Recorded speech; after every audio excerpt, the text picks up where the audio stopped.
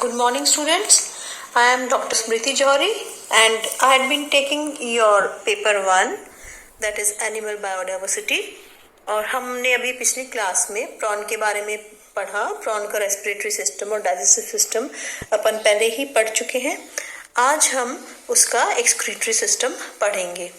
तो सबसे पहले हमें मालूम है कि प्रॉन एक्वेटिक एनिमल है, वो पानी में रहता है, फ्रेश वाटर एनिमल है और उसका एक्सक्रीटरी प्रोडक्ट्स क्या होंगे, एक्सक्रीटरी वेस्ट क्या होंगे? They are nitrogenous in nature. उसके नाइट्रोजनस वेस्ट होते हैं और कौन कौन से होते हैं? They are ammonia, uric acid and other nitrogenous compounds होते हैं जो कि उसका वेस्ट मटेरियल बनाते हैं। अब excretory system of prawn it consist of the following parts. पहले तो उसका एक्सोस्केलेटन, दूसरा गिल्स, तीसरे maxillary glands, fourth antennary glands या ग्रीन ग्लैंड्स भी बोलते हैं, फिफ्थ है लेटरल डक्ट्स और सिक्स्थ है रीनल सैक। ये सारे ऑर्गन्स मिलकर इसका एक्सक्रीटरी सिस्टम बनाते हैं। अब सबसे पहले हम एक्सोस्केलेटन पर चलते हैं। एक्सोस्केलेटन क्या होता है? इसमें क्या होगा? इस एनिमल में मोल्टिंग होती है या इसका बाहरी आवरण शेड ऑफ होता रहता है समय के साथ साथ। तो इसके बाहरी आवरण में एक thick chitinous cuticle layer formation हो जाता है जो कि नाइट्रोजनस इन नेचर होता है। इन दिस वे एनिमल क्या होगा? Excess of nitrogenous waste products से छुटकारा पा सकता है क्योंकि उसकी जो एक्सोस्केलेटन है वो शेड ऑफ होता रहता है। इस कारण उसका नाइट्रोजनस जो वेस्ट इकट्ठा हुआ था क्यूटिकल के फॉर्म में वो शेड ऑफ हो जाता है एंड उसको अपने वेस्ट से छुटकारा मिल जाता है। दूसरा हमने रेस्पिरेटरी सिस्टम में पढ़ा था गिल्स होती हैं एंड आर्थ्रोइडल मेम्ब्रेन होती है। तो वहाँ पे क्या होगा कि since gills they are exposed to the surrounding water also, वहाँ पे वाटर के द्वारा एक्सचेंज ऑफ गैसेस भी हो रहा है, यूजफुल गैसेस एब्जॉर्ब करी जा रही है डिफ्यूजन द्वारा और हार्मफुल गैसेस एनवायरनमेंट में रिलीज करी जा रही हैं। तो नाइट्रोजनस वेस्ट जो होते हैं प्रॉन के वो अमोनिया और अमोनियम आयंस के रूप में प्रेजेंट होते हैं जो कि गिल्स के माध्यम से और आर्थ्रोइडल मेम्ब्रेन के माध्यम से वातावरण में छोड़ दिए जाते हैं। तीसरा है मैक्सिलरी ग्लैंड्स। अब मैक्सिलरी ग्लैंड्स क्या होते हैं? जैसे कि नाम से हमें समझ में आ रहा है कि they must be situated somewhere in the maxilla. Maxilla कैसा था? इट वाज दी मैक्सिला, मैक्सिल्यूला, हमने सब पढ़े अपेंडेजेस में प्रॉन के। तो यहाँ पे हम देख रहे हैं कि जो मैक्सिलरी ग्लैंड्स हैं वो एनिमल के लार्वल स्टेज में प्रेजेंट होते हैं और मैक्सिला के कॉक्से में उपस्थित होंगे। यहाँ पे क्या होगा? लार्वे में क्योंकि यंग वन है, छोटा है वो, तो उसमें एंटेनरी ग्लैंड्स की जगह मैक्सिलरी ग्लैंड्स होते हैं फॉर एक्सक्रीशन। ठीक है। Then we come to the fourth, that is the antennary और द ग्रीन ग्लैंड्स, जिनके बारे में हम मुख्यतः हम पढ़ते हैं for the excretory organ of prawn.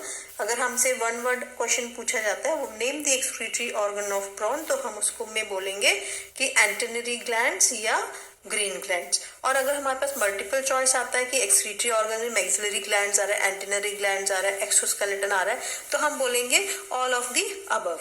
ठीक है, क्योंकि यहाँ पे हम देख रहे हैं ये सब मिलकर कार्य कर रहे हैं फॉर उत्सर्जन के लिए कार्य कर रहे हैं, इसलिए they all will come under the excretory system. Now we come to the antennary glands और green glands. Antennary glands adult prawn में पाए जाते हैं और ये एंटीना के कॉक्सा वाले रीजन में स्थित होते हैं। ईच ग्लैंड कैसा होता है? हर एक ग्लैंड ओपेक होता है, व्हाइट कलर का होता है और एक छोटे मटर के दाने के जितना साइज होता है उसका, मटर या चने के दाने जितना साइज होता है। इसमें 3 भाग होंगे। अब हम इसमें डायग्राम हम देखेंगे। डायग्राम में आपको ऊपर दिखाई दे रहा है एंड सेक, सबसे ऊपर राइट साइड में आपको दिख रहा है एंड सेक। देन वहां पे दिख रहा है लैबिरिंथ या ग्लैंडुलर प्लेक्सस, फिर हमको दिख रहा है ब्लैडर। अब हम इनके बारे में हम डिटेल्स में चर्चा करते हैं। एंड सेक कैसा होता है? इट इज जैसे कि डायग्राम में दिख रहा है स्मॉल, जैसे ह्यूमन फिजियोलॉजी में हमने नेफ्रॉन्स के बारे में पढ़ा है उसी तरह से ये भी कार्य करता है। एंड सैक क्या होगा, छोटा सा येलो कलर का बीन शेप्ड स्ट्रक्चर होता है and it is situated between the bladder and the labyrinth. इसकी वॉल होती है 2 लेयर से मिलकर बनती है। आउटर लेयर तो थिक होता है जो कि कनेक्टिव टिश्यू से मिलकर बनता है, और इनर लेयर थिन होता है जो कि एपिथेलियम या एक्सक्रीटरी एपिथेलियम से बनता है। आउटर लेयर में बहुत सारे ब्लड लैक्यूना होंगे। अभी हम इसका जो टीएस देखेंगे एंटेनरी ग्लैंड का, तो उसमें आपको ब्लड लैक्यूने दिखाई देंगे। और एक्सक्रीटरी एपिथेलियम के अंदर बहुत सारे सेप्टा होंगे। Septa means furrows and ridges, इस तरह से ना फ्लैप लाइक स्ट्रक्चर्स होंगे which project into the central cavity of the end sac. End sac में बहुत सारे हम देख ही रहे, अभी इसके टीएस में हमको दिख जाएगा कि कैसे प्रोट्रूजन्स हैं एंड सैक में, जिससे कि एक्सपोजर एरिया बढ़ जाता है एक्सक्रीटरी वेस्ट का और उसका उत्सर्जन प्रॉपरली किया जा सकता है। कैविटी ऑफ एंड सैक में क्या होगा, it contains a large blood lacuna होता है, कैविटी होती है which communicates with the labyrinth with a single aperture. End aperture में क्या होगा, aperture is provided with the sphincter. Sphincter मतलब एक वॉल्व होता है जिसके कारण कि वो वापस जो फिल्टर्ड प्रोडक्ट है वापस उसमें ऊपर नहीं चला जाए। End end sac it serves as a filtering apparatus, वो एक छलनी के जैसे काम करता है। अब हम चलते हैं लैबिरिंथ पे। लैबिरिंथ या ग्लैंडुलर प्लेक्सस। मैं अब आपको इसका एंटेनरी ग्लैंड का टीएस भी दिखाती हूँ, उसमें आपको थोड़ा स्ट्रक्चर और क्लियर होएगा। इसके पहले हम इसका इसका लेटरल डक्ट्स और रीनल सैक्स के बारे में बता दूं। हम देख रहे हैं ऊपर एंड सैक है, एंड सैक इसको हम देख रहे हैं, इसमें ग्रीन ग्लैंड्स है, इसमें बहुत से प्रोट्रूजन्स आएंगे, और यहाँ पे एक छोटा ब्लैडर है, ब्लैडर में छोटा सा यूरेटर है which is leading to the renal pores. फिर इसके नीचे हम देखेंगे एंड सैक के नीचे वाला पार्ट ग्लैंडुलर पार्ट है, और यहाँ लेटरल डक्ट्स, दोनों तरफ लेटरल डक्ट्स हैं जो कि ट्रांसवर्स कनेक्टिव से जुड़े हुए हैं, एंड ट्रांसवर्स कनेक्टिव के द्वारा ये जो दोनों लेटरल डक्ट्स हैं रीनल सैक में खुलते हैं। और ये end sac, bladder, renal pores, ये मिलकर ग्रीन ग्लैंड या एंटेनरी ग्लैंड बनाते हैं। तो ये तो एक्सक्रीटरी ऑर्गन्स थी इसकी प्रॉन की। अब हम इसके एंटेनरी का टीएस या ग्रीन ग्लैंड का टीएस भी देखते हैं।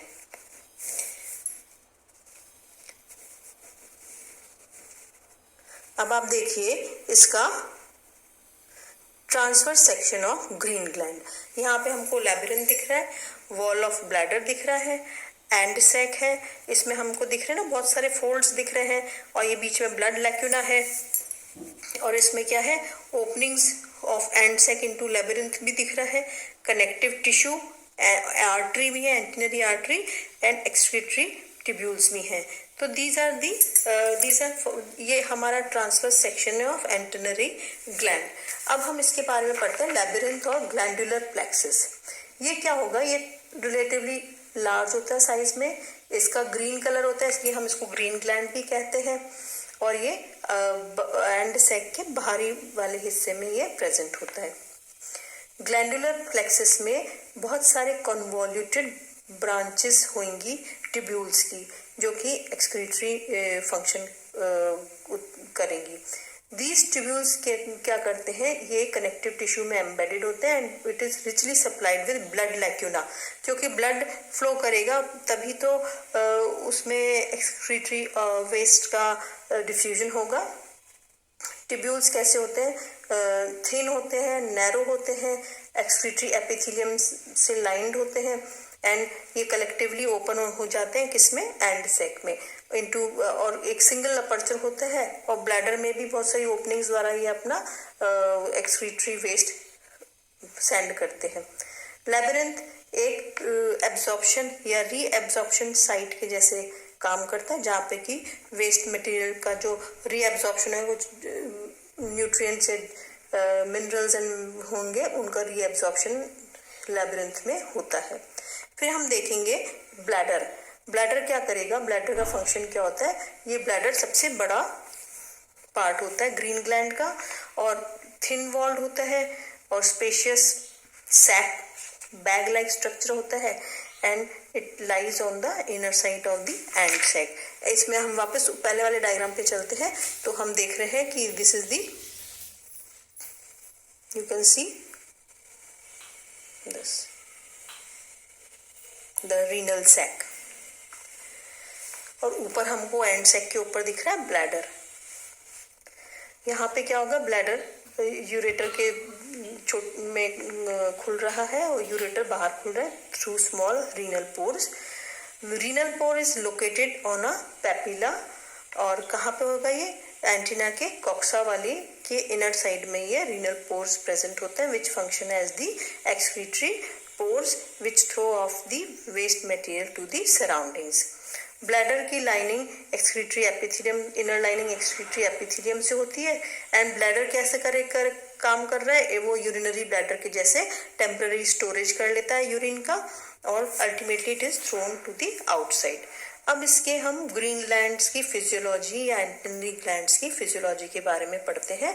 ग्रीन ग्लैंड्स कैसे होते हैं, they are complex nephridia like and perform two important functions just similar to the vertebrate kidneys। इनका कार्य क्या होगा, एंटीनरी ग्लैंड्स का फंक्शन क्या होता है, सबसे पहला फंक्शन है elimination of nitrogenous waste products. ये नाइट्रोजनस वेस्ट प्रोडक्ट्स का एलिमिनेशन करेगा, मींस बाहर फेंकेगा शरीर के, और इसमें ये वेस्ट नाइट्रोजनस प्रोडक्ट्स कैसे कलेक्ट करता है, through the circulation of the blood. Blood जो सर्कुलेट करेगा इसके आसपास से, तो वहां से नाइट्रोजनस प्रोडक्ट्स का एक्सचेंज होगा, क्योंकि हमने देखा इसके एक्सक्रीटरी प्रोडक्ट्स क्या थे, अमोनिया थे, नाइट्रोजनस वेस्ट प्रोडक्ट्स थे, अमोनिया और सर्टेन अमीन्स भी थे। दीज वेस्ट प्रोडक्ट्स कलेक्ट हो जाएंगे और ये बाहर सर्कुलेशन द्वारा बाहर भी रीनल पोर द्वारा एक्सपेल हो जाते हैं। यूरिन फॉर्मेशन होगा which is pass to the bladder and finally expel to the outside through the renal pores. अब दूसरा कार्य क्या होगा इसका, osmoregulation. Osmoregulation means क्योंकि एक्वेटिक एनिमल है तो पानी का कंसंट्रेशन और एनिमल की बॉडी के कंसंट्रेशन को भी ये बैलेंस करेगा। तो इसमें क्या होगा, large quantities of water is separated from the blood by the antennary और green glands to maintain an osmotic equilibrium. Maintain करने के लिए वो कार्य करता है, नहीं तो बहुत सारा वाटर इनफ्लो होता जाएगा एनिमल में, तो एनिमल विल अल्टीमेटली बर्स्ट। इसलिए excess of water is thrown out with the help of the antennary glands.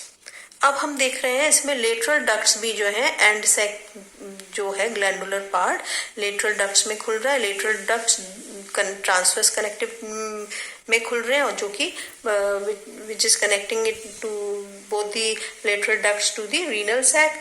Lateral ducts क्या कर रहे हैं, from the bladder each antennary gland पीछे की तरफ जाता है, एक नैरो लेटरल डक्ट फॉर्म करता है, और लेटरल डक्ट दोनों साइड्स के ट्रांसवर्स कनेक्टिव में आके मिलते हैं, जो कि ब्रेन के, एनिमल के ब्रेन के आगे वाली साइड में प्रेजेंट होते हैं। These lateral ducts open into the renal sac. जैसे हमें डायग्राम से क्लियर नजर आ रहा है, लेटरल डक्ट्स ट्रांसवर्स कनेक्टिव से कनेक्टेड है, और finally they are opening into the renal sac. अब रीनल सैक का क्या कार्य है, रीनल सैक और नेफ्रीडियो पेरिटोनियल सैक भी कहते हैं इसको, क्योंकि ये नेफ्रीडिया के जैसे एक्ट कर रहे हैं। एक बहुत ही बड़ा लॉन्गिश और thin walled bag like structure होता है which is situated above the cardiac stomach and just below the carapace. हमने प्रॉन का मॉर्फोलॉजी पढ़ा था तो उसमें देखा था उसके cephalothorax region is covered by the carapace, तो वहां पे ये प्रेजेंट होता है। और रीनल सैक कैसा होगा, इसकी लाइनिंग कैसी होगी, थिक लाइनिंग होगी, एक्सक्रीटरी एपिथेलियम सेल्स होंगे, इसमें फ्लैटेंड सेल्स होते हैं जिससे कि वहां पर रीएब्जॉर्प्शन वगैरह भी हो जाता है। और रीनल सैक का कार्य क्या है, ये एक्सक्रीटरी मैटर को कलेक्ट करता है from the posterior part of the body and ultimately after reabsorption of essential nutrients, the waste products, the nitrogenous waste products, they are ultimately thrown out to the surroundings. So today we have read about the excretory system of prawn. अब हम इसके बारे में आप पढ़ लीजिए, क्योंकि इसमें एक शॉर्ट नोट या छोटा सा एक क्वेश्चन आता है and it is very easy और सिंपल है। इसके आप डायग्राम, ये वाला diagram as well as the TS of the antennary gland भी आप याद रखना एक्सक्रीटरी सिस्टम में। जब भी वेदर इट इज आस्क्ड और not, you have to draw the diagram also. So today we finish off the excretory system of prawn. So we'll meet soon in the next class. Okay, bye.